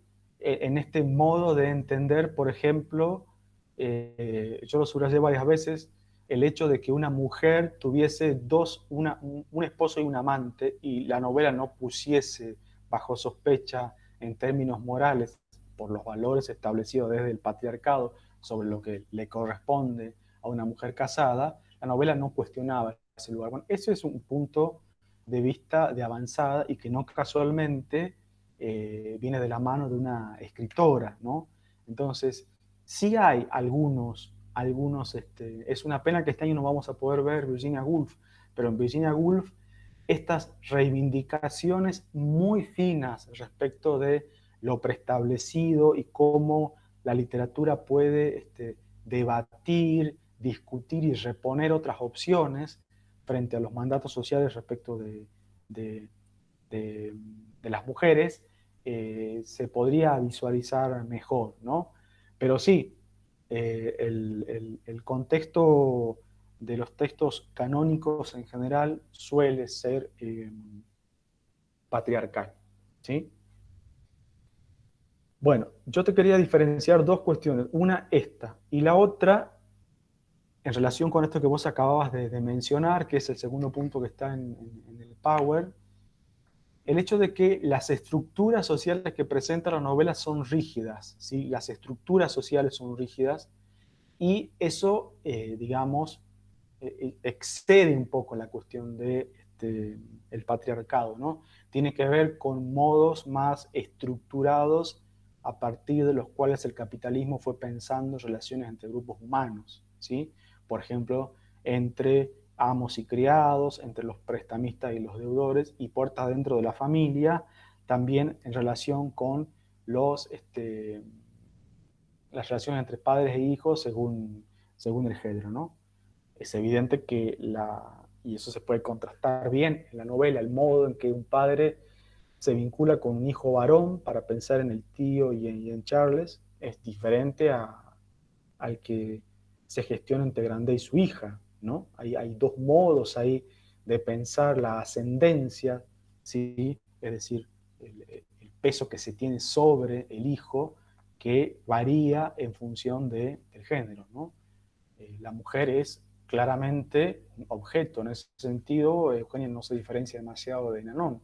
La diferencia está en que una tiene más dinero que el otro, pero en relación con las posibilidades de autorregulación de la propia existencia, eso es algo que Eugenia recién va a poder hacer una vez que sus padres mueran, ¿sí? Y esté y ella haya enviudado, ¿no? Es un momento en que, sí. Y aún así, las estructuras sociales, incluso las referidas a las familias y a los mandatos familiares, son tan fuertes que a pesar de ser la única heredera y ya estar viuda, Eugenia sigue manteniendo una vida casi ascética, que ha sido el mandato del padre, digamos, en su crianza, ¿no? Ella hace obras de caridad, pero para ella misma, digamos, en su propia vida no se permite salir de los moldes en los cuales ha sido criada, ¿no? Me parece que eso también se relaciona un poco con la tipificación de los personajes. No son personajes que cambian o de los cuales se puede esperar, no sé, como sorpresas, como en el caso de Cumbres Borrascosas, por ejemplo, que los personajes tienen una profundidad, ¿no?, abismal. Y bueno, y acá están tan modelados, digo, por las estructuras y las convenciones sociales que son predecibles. Exacto. Sí, tienen ese lado muy, muy reconocible, ¿sí? Los personajes. Efectivamente, como dice Roxana, no hay posibilidad de romper con el mandato preestablecido respecto de lo que una mujer debe hacer, y más en esas circunstancias, ¿no? Sin padres, viuda, etcétera, ¿sí?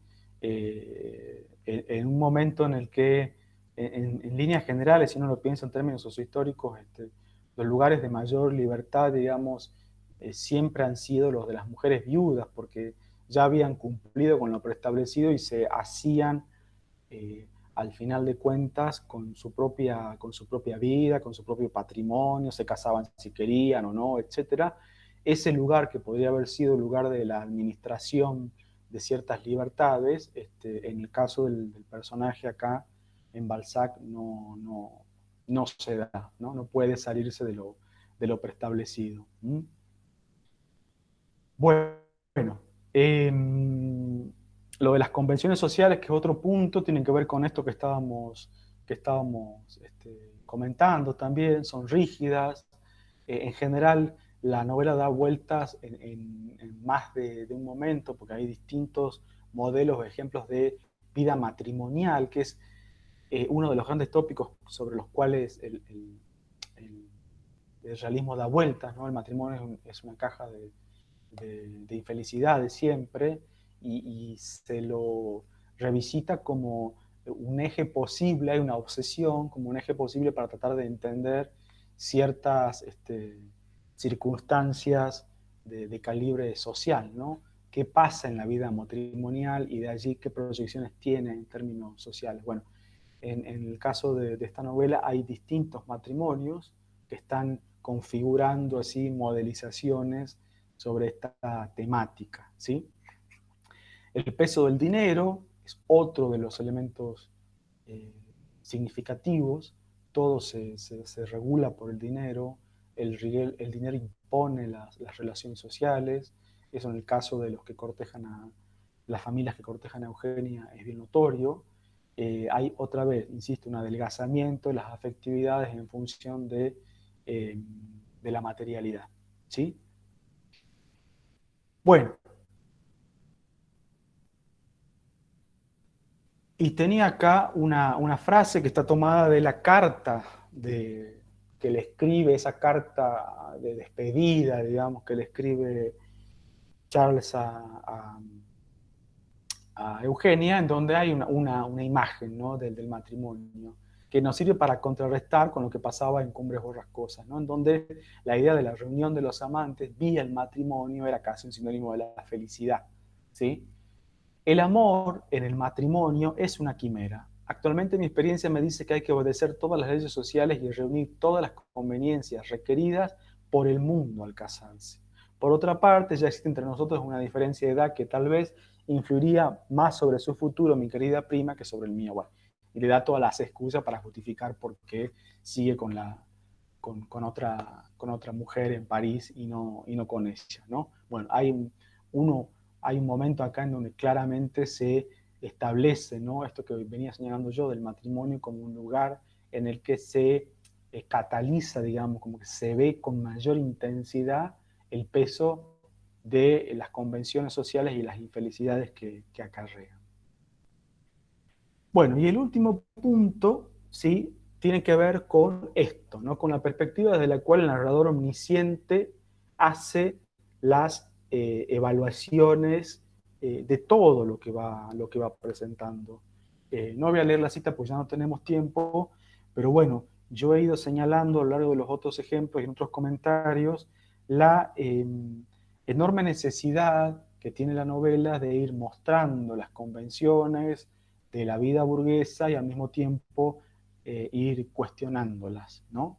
Hay una cantidad de recursos que utiliza el narrador justamente para eso, ¿no?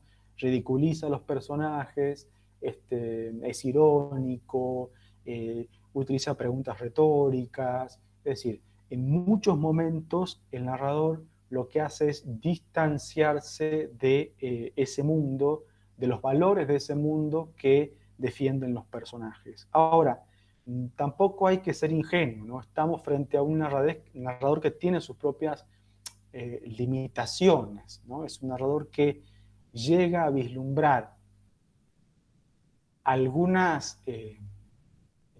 puntos para revisarse, pero ni es reformista ni es revolucionario, digamos, ni está proponiendo la implosión del mundo burgués, está mirando como con cierta ironía y a veces con cierto cinismo estas convenciones, ¿sí? Necesitamos todavía un poco más de tiempo en la historia de la literatura occidental, hasta las vanguardias, por lo menos, para decir, tirar por tierra todo lo que viene asociado al arte burgués, desde las convenciones de lo que se entiende por arte hasta los tratamientos, las formas de pensar y producir arte, etcétera, que estaban todos atravesados por las convenciones burguesas. Bueno, falta todavía un paso más para llegar, sí, a una revisión profunda. por eso el distanciamiento del narrador en el realismo decimonónico a veces no avanza más allá de cierta ironía y, como les digo, de cierto cinismo, ¿sí? Bueno, estamos ya sobre la hora. Revisen, voy a volver a subir el PowerPoint, revísenlo a ver si hay dudas, algún comentario que quieran hacer. Supongo que van a estar muchos de ustedes abocados a la realización del recuperatorio. Para los que tengan tiempo, bueno, lo tienen que entregar el miércoles, el lunes, hasta el miércoles próximo, les voy a pedir que en la cartilla, en la antología lírica, lean los poemas que están en la sección de simbolismo, ¿sí? Porque la semana que viene voy a empezar con ese tema, ¿sí? Estaría bueno que tengan leídos los poemas.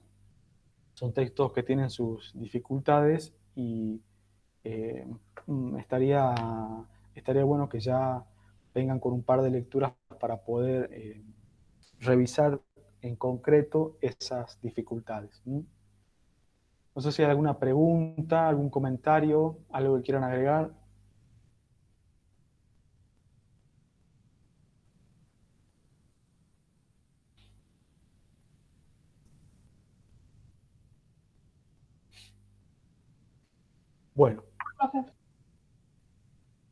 Bueno, entonces me voy despidiendo, ¿sí? Tomen un recreo hasta llegar a la clase del práctico y nos vemos la clase que viene con la lectura de los poemas de simbolismo.